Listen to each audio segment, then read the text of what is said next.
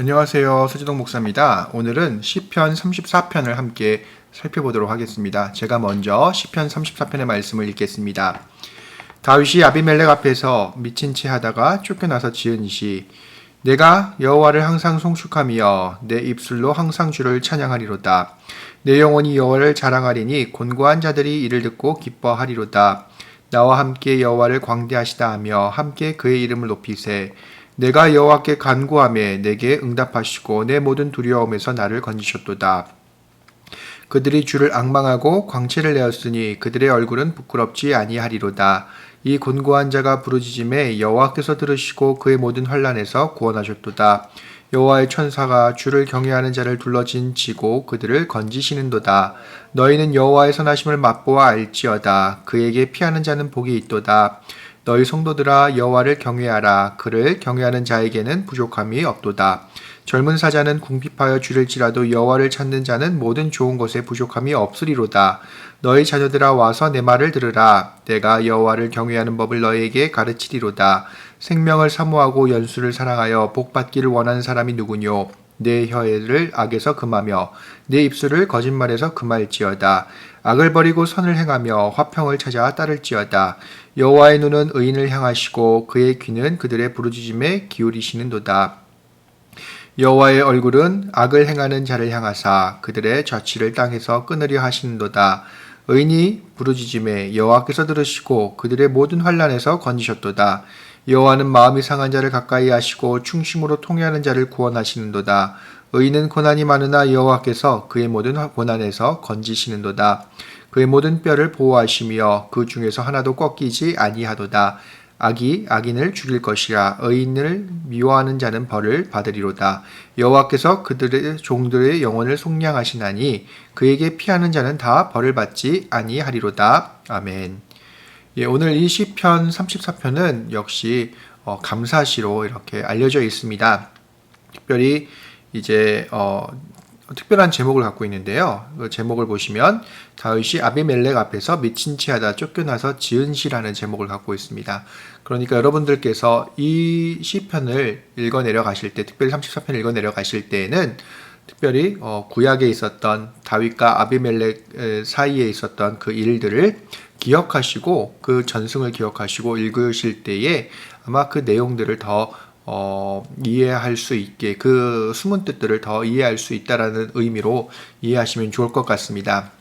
특별히 다윗이 아비멜렉에게 쫓겼던 그 시기는 다윗이 이제 사울을 피해 이제 블레셋 땅으로 피하지 않았습니까? 그 당시에 아비멜렉이라는 왕에게 이제 갔다가 이제 두려운 마음이 다윗 가운데 들어서 그 앞에서 이제 미친 채를 하면서 미친 사람 흉내를 내면서 그 위기의 상황을 벗어났던 그 때를 의미합니다. 그런데 이 내용을 잘 보시면 특별히 이 시편은 그 고난에 관련된, 고난을 받는 의인에 관련된 그런 내용들을 담고 있습니다. 그러니까 후대에는 이 시편 자체를 다윗이 이방인에게 그런 모욕과 고난을 당했던 것처럼 하나님의 법을 지키고 사는 사람들이 이런 고난을, 악인들에게 고난을 받는 그런 장면과 동일한 것으로 이해하지 않았나, 그런 것들을 우리가 이 시편에서 찾아볼 수가 있습니다.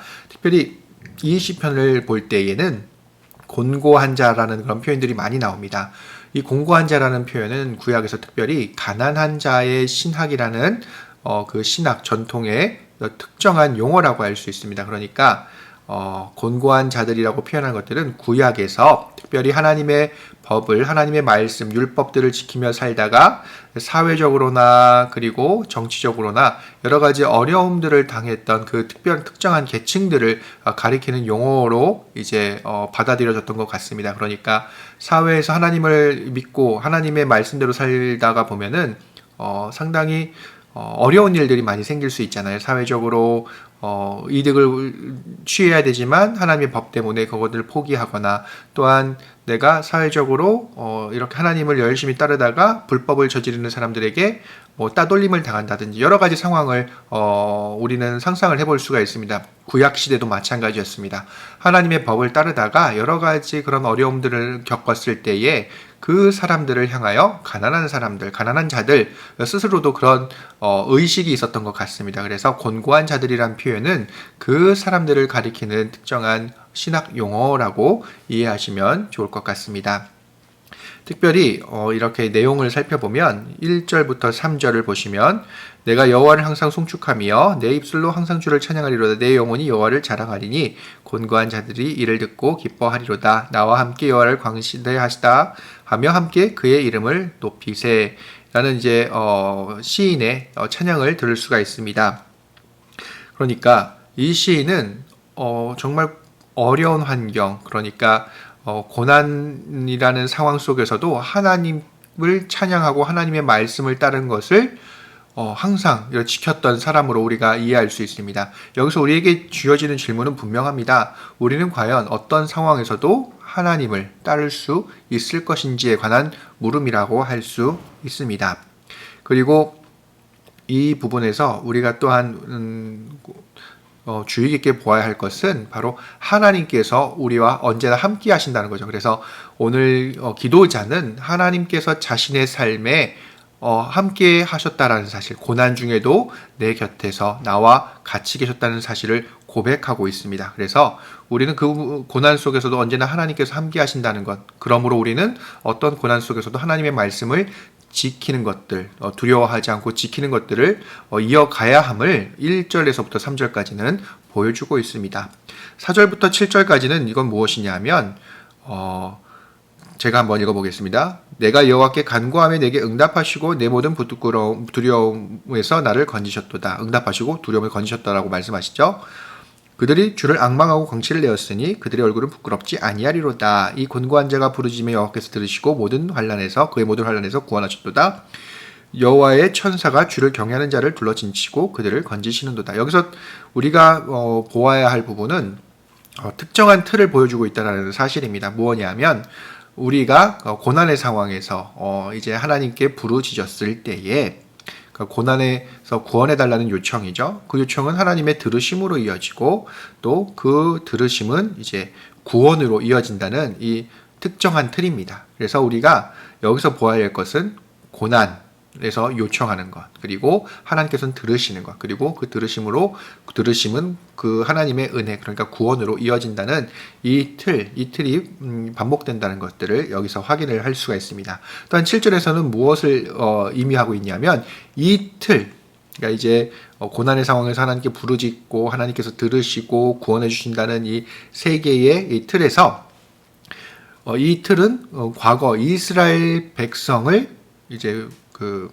출애굽에서 이렇게 이끌어내셨던 그 하나님께서 천사를 시키셔서 이제 그 주위를 둘러 진치시고 지키셨다는 표현이 있지 않습니까? 그러니까 역사 속에서도 그런 하나님의 보호하심이, 역사 속에서 드러나는 그 하나님의 보호하심이 우리의 개인적인 삶 속에서도 들어온다는 것을 이 7절은 보여주고 있습니다. 그러니까 역사적으로 하셨던 그 하나님의 그런 구원 사역이 우리 개인의 삶 속에서도 들어와 계시다는 거죠. 그래서 두려워할 필요가 없다라는 것들을 이제 보여주고요. 분명히 그 다음 단락에서도 그 요청을 할 것입니다. 제가 한번 읽어보겠습니다. 너희는 여호와의 선하심을 맛보아 알지어다. 그에게 피하는 자는 복이 있도다. 이건 초청하는 것이죠.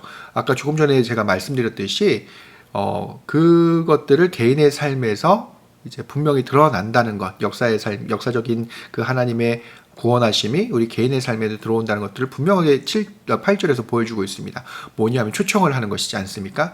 그러니까 이것은 시험해봐도 좋다라는 의미로도 볼 수가 있습니다. 이렇게 얘기하지 않습니까? 너희는 여호와의 선하심을 맛보아 알지어다. 그러니까 단순히 맛보는 것뿐만이 아니라 그를 한번 이렇게 할 수 있는지 한번 보라는 거죠. 맛보아 알지어라는 말은 또 한편으로는 하나님의 그런 들어주시는지 들어주시지 않는지를 한번 테스트 해보라는 의미이기도 합니다. 물론 우리가 이것들을 신성의 그런 문제냐, 아니면 우리가 하나님을 시험하는 게 가능하냐, 이런 것들을 물어볼 필요 없이 단락은 분명하게 얘기합니다. 맛보아 알지어다. 그 하나님의 구원의 능력을 경험해보라는 것이죠. 그러니까 동일한 상황에 있는 공동체의 구성원들에게 이렇게 초청을 권면을 하는 겁니다. 초청을 하는 것이죠. 그래서 그 동일한 내용들이 14절까지 이렇게 이어지고 있습니다. 특별히 11절에서 14절은 무엇을 의미하냐면 그 하나님의 은혜를 받은 사람, 그러니까 곤고한 사람들이라고 불리는 이 사람들, 고난을 당하는 이 사람들은 그래도 이제 하나님의 은혜를 맛보잖아요. 근데 이 맛본 사람들에게 요구되는 삶이 있습니다. 또한 이 사람은 이런 삶을 살았던 사람들이죠. 그러니까 뭐예요? 우리가 사회적으로 윤리 그리고 정치적인 그런 거룩함, 이 모든 것들을 지켜야 한다는 것들을 11절부터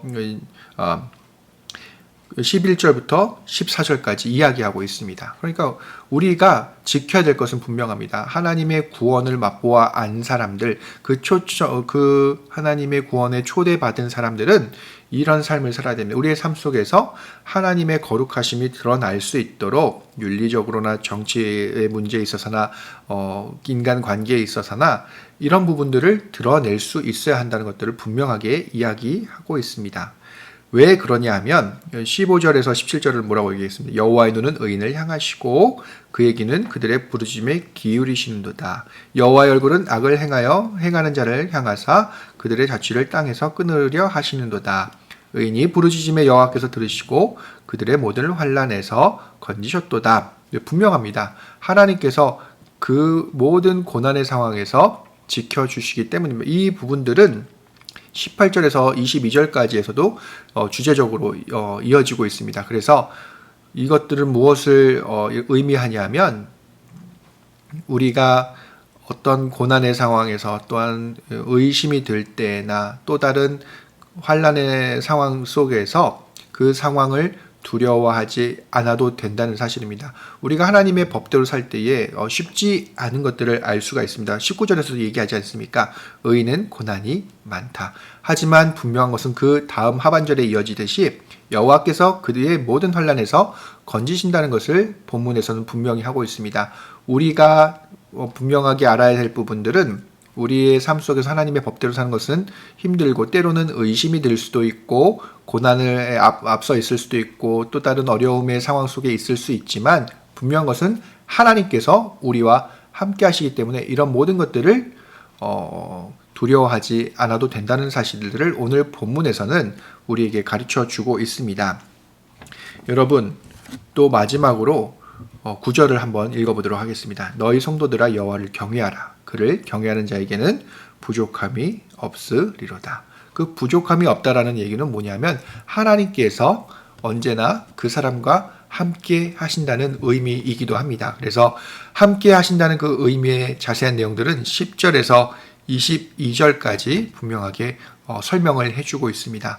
우리는 삶 속에서 하나님의 법대로 살다가 보면 어려움을 겪을 때가 많이 있습니다. 사회적으로 따돌림을 당할 수도 있습니다. 고대에도 마찬가지였고 현재의 삶 속에서도 마찬가지입니다. 하지만 다윗은 분명하게 얘기하고 있죠. 초대하고 있습니다. 여호와의 선하심을 맛보아 알지어다. 이 이유는 다윗도 경험한 것이 하나님께서 고난의 상황에 있는 그의 곤고한 사람들과 언제나 함께 해주셨다는 사실에 근거합니다. 그래서 우리는 그 모든 상황들을 두려워할 필요가 없다라고 의심할 필요가 없다라고 분명하게 가르쳐주고 있습니다. 오늘의 삶 속에서도 이런 하나님을 신뢰하고 두려워하지 않는 삶을 사시기를 우리 주님의 이름으로 축원합니다. 그러면 다음 시간에 뵙겠습니다.